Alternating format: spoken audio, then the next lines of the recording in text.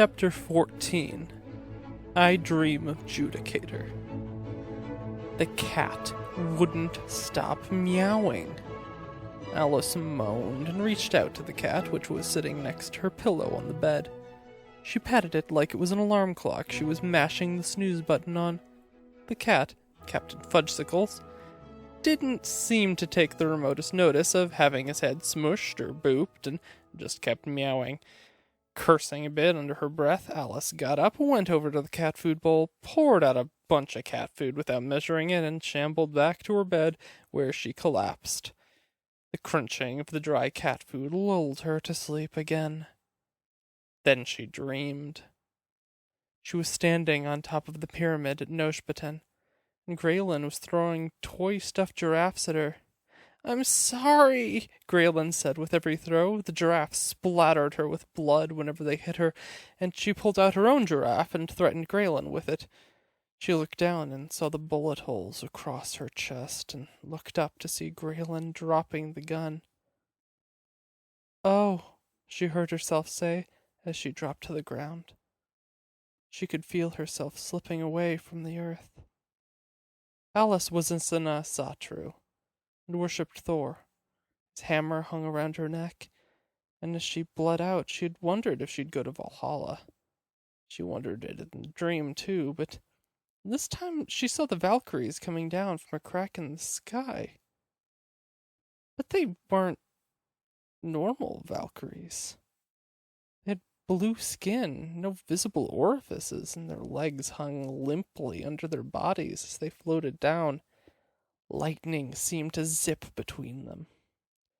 "You have done well, Alice MacLeod," she heard Thor say, and sat up to see him at a green felt table playing cards with Jesus, Horus, David Bowie, Artemis, and Kali. Graelyn was now their waiter, serving them drinks. "Just water," said Jesus, and was served a sparkling clear glass of it that he then took a sip of wine from. "Mead for me," Thor said, and was given a big mug. "I'll take what the big guy had," said Bowie. "Wine," said Horus, Artemis, and Kali together. "Right away," said waiter Graelyn, and jumped off the side of the building, only to reappear with the drinks. "What's going on?" Alice asked Thor. "Well, I'm about to win this hand," said Thor. "He always says that," Kali added, revealing her cards and winning the hand. Thor laughed jovially as she did so. "Am I dead?" "No, not yet. But we're all here to give you a warning." "Aha, this time I have it for sure," Thor added, right before he lost the hand to Artemis. "What kind of warning?" Alice asked. She rose to her feet and realized that the blue things she'd thought were Valkyries were all over the sky now. "They're warning you about me," she heard a woman say. Alice looked over, and she was not looking at the roof of the pyramid, but across a vast crystal road that seemed to be filled with sand, sitting in an infinite blackness. She looked back and was looking at the card table on the rooftop again. She got a headache even in her dream. She was looking away from Alice, wearing a hoodie with the hood pulled down, with the pattern of a sun turning into a moon running down the spine, a pattern identical to the hoodies on the people, standing in a V formation extending away from her, with the hoods pulled up. The woman turned her head. She was blonde, with her hair along one side of her head shaved off, and the rest of her chin-length hair combed to the other side. Alice didn't recognize her. "And you should be warned about me," she continued. "I'm the architect of anyone's wildest dreams." She looked back at the gods who had set their cards down. They spoke to her in unison. "You've stepped into something you never imagined." She felt the woman's breath on her neck. "And Graelyn Scythes and Archimedes von Anarabe are ours." Alice woke up sweating with a jolt. The cat came up to her, looking worried, and sat on her lap. She reached down and stroked it. It was just a dream, after all. A weird one, but just a dream. Picking the cat up in her arms, she decided it was time to get up anyways. She put on a playlist and listened to Las Barricadas as she made herself breakfast, and caught up on the news as she had a fried egg on toast with orange juice. Things were surprisingly calm. A few weeks had passed, and Graelyn was loitering in prison with cushy visiting privileges. Archimedes was largely spending his time visiting her, but otherwise was volunteering with helping rebuild in different communities.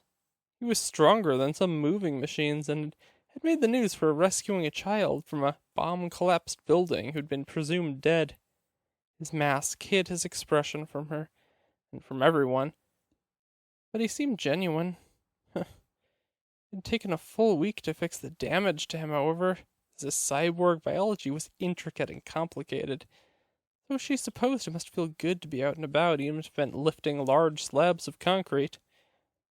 Alice, however, kept having the nightmare. Graelyn's shocked face as she realized she'd fired the gun dropping out of her hands, the realization she'd been shot.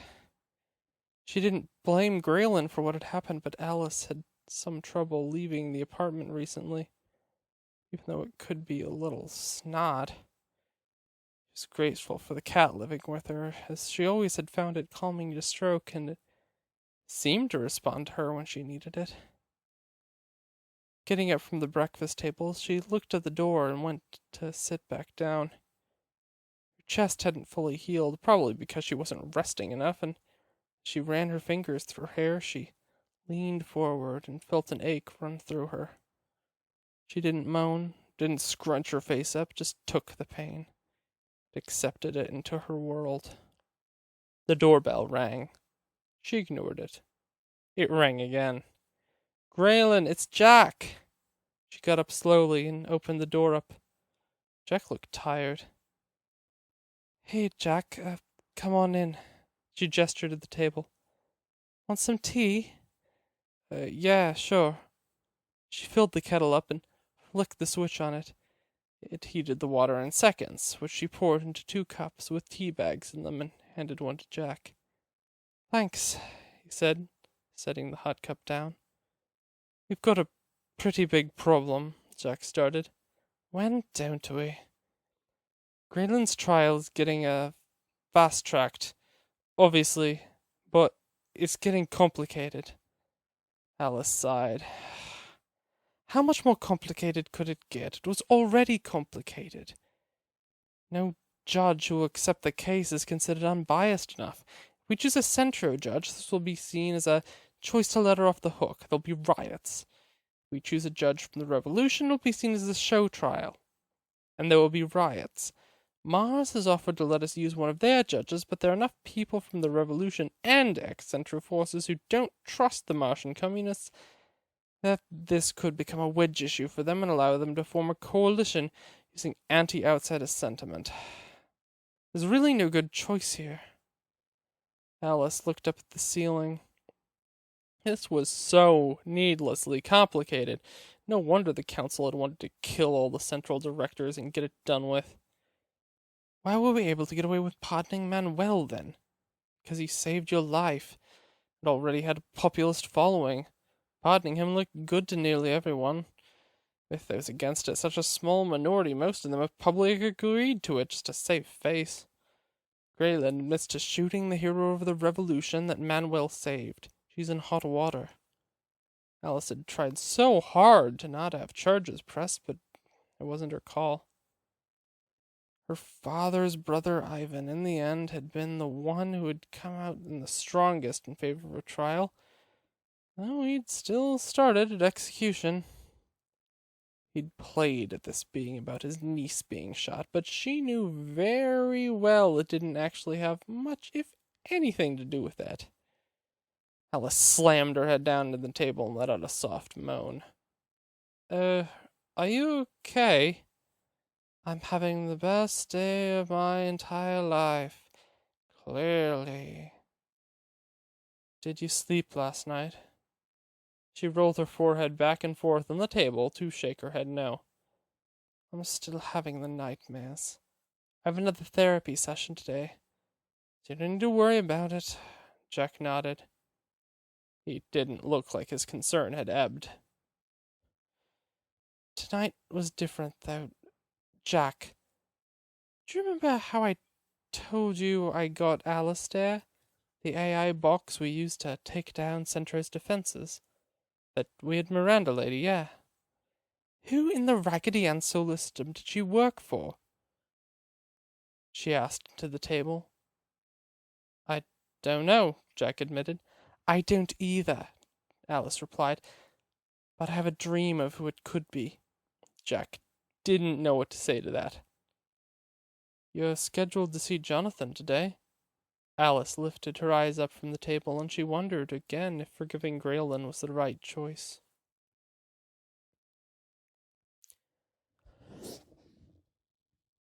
Jonathan sat on the park bench and threw seeds to the birds.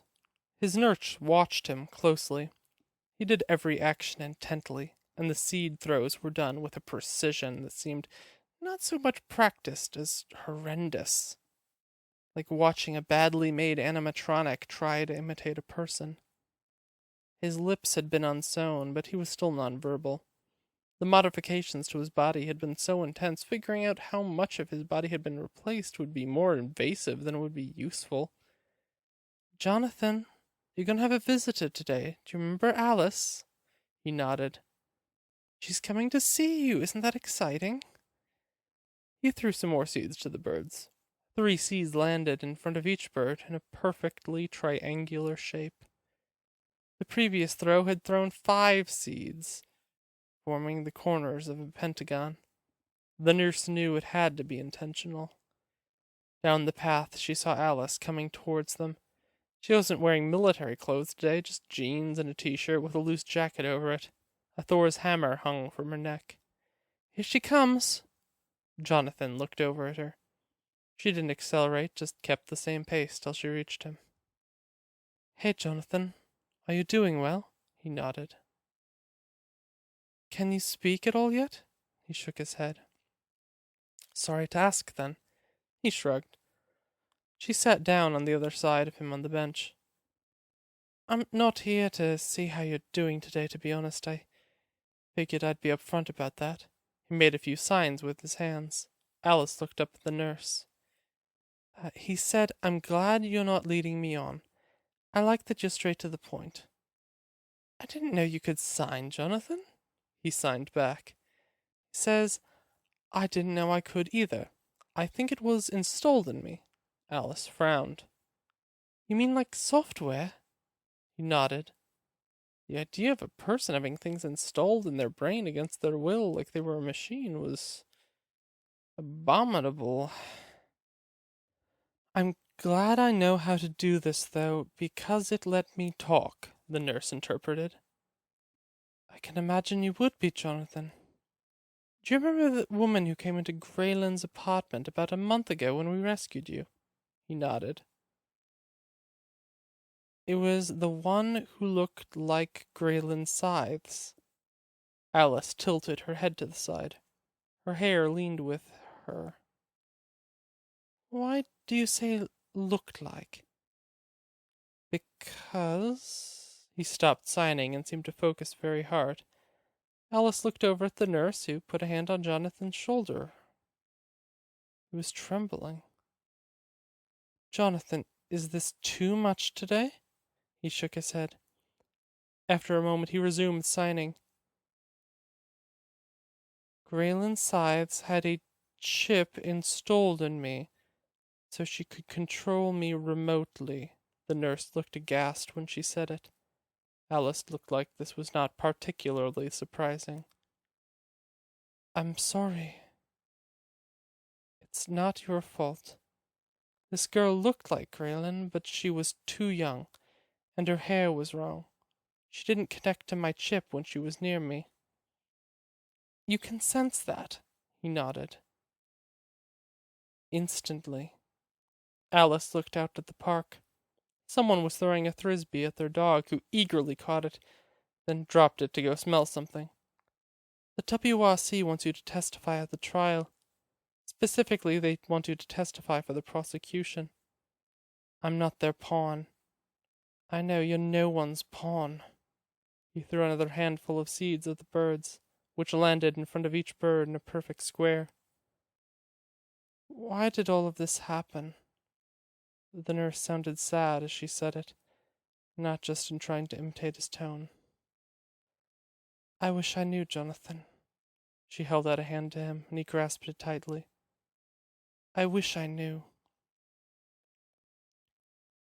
Songbird escorted the lawyer through the prison, who was doing something on their tablet during the entire journey through the hallways. They didn't speak to each other. After all, technically, Alice would probably be asked to be a witness for the prosecution, a role she'd be terrible at. She was wondering if she'd even get called up at this point. She opened the door to the room Graelyn would be meeting her lawyer in, and opened the door. Graelyn, your lawyer is here. Good luck. Thanks, Alice, Graelyn said with a faint smile. The lawyer looked between them weirdly and walked in.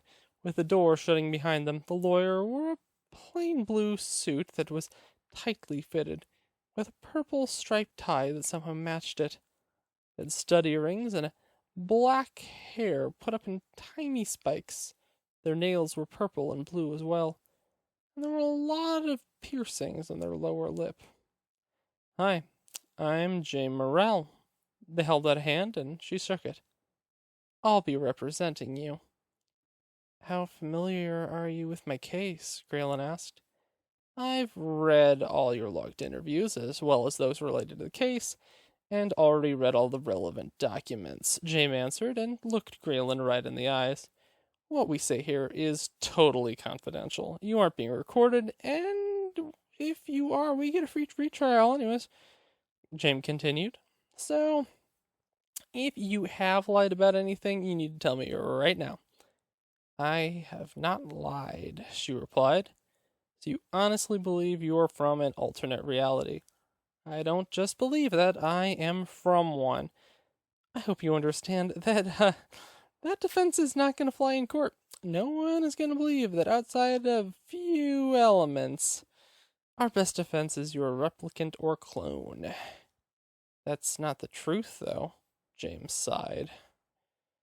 What's going to get you off, though? Being from an alternate reality sounds like a very bad cover story. Being a clone that thinks it's from an alternate reality is the kind of thing that moves a jury. Graelyn nodded. We know it's a jury trial, then? No, we don't. I haven't decided nearly anything yet.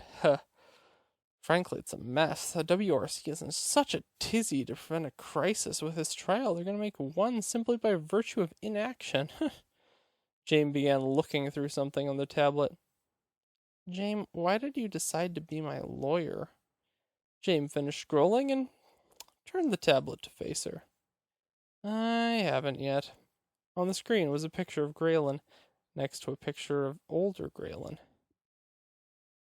Do you know I met this other Graelyn? I did not. She was an intolerable know-it-all, full of herself and extremely condescending. I'm at least not one of those things? She never would have said that. I'm taking your case. And I'm taking it because everyone deserves to be treated fairly, even if they're a scheming puddle of rat pee. Graelyn puffed her cheeks out and decided not to reply to that. I noticed you and Songbird seem almost congenial. Graelyn looked uncomfortable. Shooting her didn't help that. That's the almost. You do realize that she had sworn publicly she'd personally execute Graelyn Scythes no less than 27 times? Graelyn shook her head. No, I didn't. Her hesitancy is our best case for you. The court will try to claim she is mentally unfit to make judgments right now, of course. Of course. And whatever happened in Mexico City is being kept secret still, but they'll undoubtedly use it in the trial. Know what it is? She shook her head. No idea. Isn't that illegal, though, not to submit evidence for you to see? This time it was James' turn to shake their head. Not in this trial. They haven't written a full legal code the WRC can agree on yet, so they're getting away with playing fast and loose with some of the rules at the moment. The WRC isn't all communist. They're an amalgamation of commies, socialists, anarchists, a small number of Democratic Republicans who just want to return to non-corporate government, but are still capitalists. They're scheduled to work out a new constitution in Oslo in 2 months. And let me tell you, I'm buying a ticket there just to watch the verbal fireworks. Graelyn stretched her hands out in front of her. Who did you just support in this war, anyways? You don't seem like, well, the people I've met from either side. The revolution, of course, Jim replied. I like having civil rights for some strange reason. But I'm also a pragmatist. I'm not going to idealize the mess that is the WRC. They weren't ready to win this war so fast, and they're still scrambling. Graelyn smiled. She liked this person. Thank you for agreeing to see me. Don't thank me. Thank Songbird. She's the one who called me. Graelyn's jaw dropped. You can't be serious. I'm the best you can get. I'm glad you shot someone who likes you. Alice slipped back under her covers. The cat curled up on top of her. They were finally starting to get along. The nightmares had drawn them closer together, and as much as she wished she'd never gotten them, she was grateful they'd at least done that. She drifted off into dreams again. She had the night before. She was standing in a desert. That wasn't new. And there was a storm encroaching behind her. She began trying to outrun it, but the sand started falling away from underneath her, the ground falling away into infinity. She saw that some of it was holding firm, so she scrambled hard for it, and reached it just as the wind blew the rest of the landscape away. She shielded her eyes, and when she uncovered them, she was on the same crystal path she had seen the previous night, filled with sand. The world around her was dark, aside from a shining orb that looked like a moon, or was it a sun? You're here again. Good. I wasn't sure if you would be. Alice looked behind her. There was that woman again. She was still facing away from her this time. She had only a pair of other people in hoodies with her, one on either side of her, a step back each and facing away. One had on a black sport coat over the hoodie. The other wore shorts. Who are you? She tried to stand up, but it didn't feel like her shins were glued to the path. If this is just dream and isn't real, why does it matter? She replied. Alice looked around. It looked awful real. Is this a dream? Of course it's a dream, but we are dealing with concepts outside of humans. Humans aren't supposed to travel between other realities, correct? We aren't supposed to do lots of things. So let's say that when you've broken one so-called rule, there are ways to break others. This is the last time you'll see us in your dreams, however. You should have known the bargain we made had more strings than it seemed on the surface. I don't want Graelyn to die. I truly don't. I've been trying to help her. That's funny, but I believe you nonetheless. She turned her head so Graelyn could see one of her ferocious blue eyes. You and Manuel Salazar were supposed to die, but you both lived. You changed the game. You changed it by giving me that box. True, but I've done this before. You're only one reality. There really are multiple realities. Graelyn isn't brainwashed. Of course there are. Don't be silly. You're not the first Alice MacLeod I've dealt with, and you won't be the last. Keep Graelyn safe. I'll do the rest. Why do you need Graelyn so badly, then? Can't you just get another one? She narrowed her visible eye at Alice. No. But that's enough of that. Dawn is coming. You might want to wake up. Alice's eyes opened with a snap. The sun was shining softly through the window. Alice winced through her teeth. The bandages would probably have to be changed again soon, and it would only sting worse then, but she was alive, and that was important. Graelyn Scythes was another matter. We have a problem, Alice began. We need the trial of Graelyn Scythes, or her double, to begin soon, but we haven't settled on a new legal code. If we give her a military trial, the Revolutionary Army will likely lose support of the population of the planet who are Centro supporters we've managed to quell, and we'll have another set of uprisings on our hand. However, if we try her under a Centro judge, we'll lose the support of several groups internationally and likely have to fend off a coup. This is a difficult time, and I need your feedback. The group around her, she could trust. These were people she'd fought beside for years. Jack, Chantel, Eve, Roxanne, Trevon, Yi, Gerald. The group sat around the table silently. First, a few of them gave support for siding with one idea or the other, but neither side could make any particularly strong arguments either way. I have a suggestion, Chantel said after some time. All eyes turned to her. It's, kind of unusual, though. Please, we need unusual. Chantel squirmed in her seat. My dad told me a story once of something Hiram J. Whitehead built before Centaur shut him down and he fled to Mars. An automaton that could make legal decisions with total impartiality. We've all heard of it, Trevon cut in. It's just a myth. Chantel shook her head. It's not a myth. My dad used to break into old buildings to see if there was anything he could scrap or sell for more food for the family. Centro didn't care if the place was considered not worth salvaging, so he was never in danger of losing his real job. One night, Dad decided to break into the old Tolenata Softworks building. He didn't find much he could break into. The place was clearly larger than the inside looked, but, well, it was sealed up pretty tight. He did find what he said was a secret door, and under it a robot covered in cobwebs. He started walking towards it.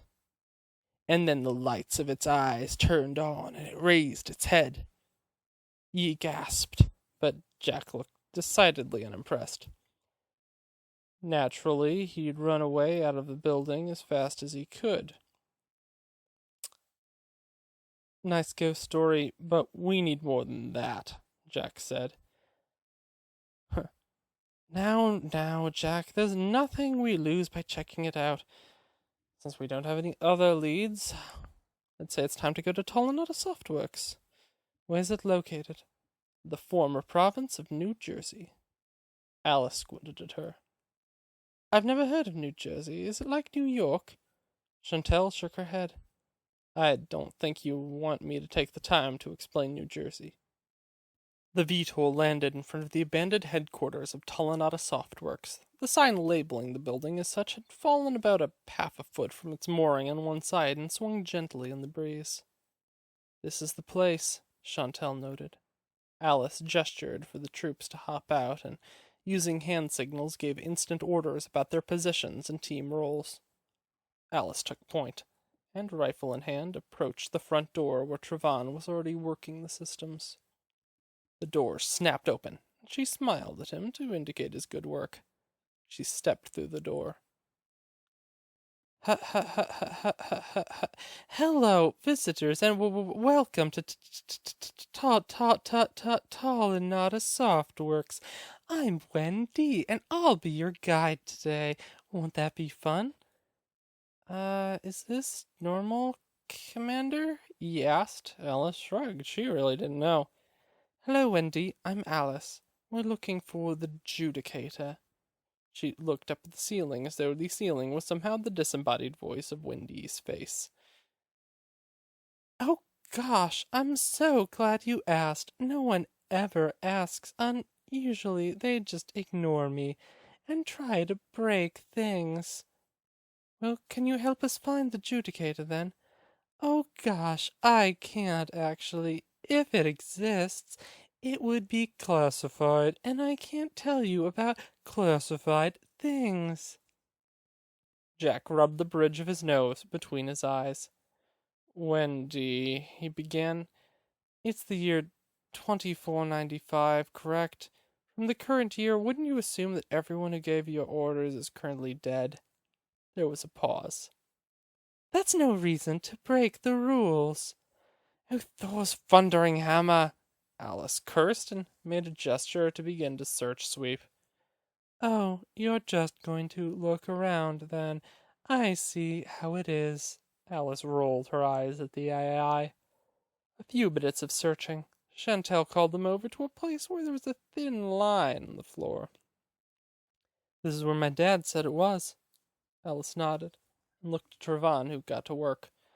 Trevon was a man of few words, but he was damn good at what he did. He silently scanned the floor, felt around it, mapped out where its points were, and then applied careful pressure to different areas, which was immediately followed by a rectangle on the floor rising up a few centimeters to reveal a handhold on its side, which Alice and Trevon pulled together, revealing a stairwell.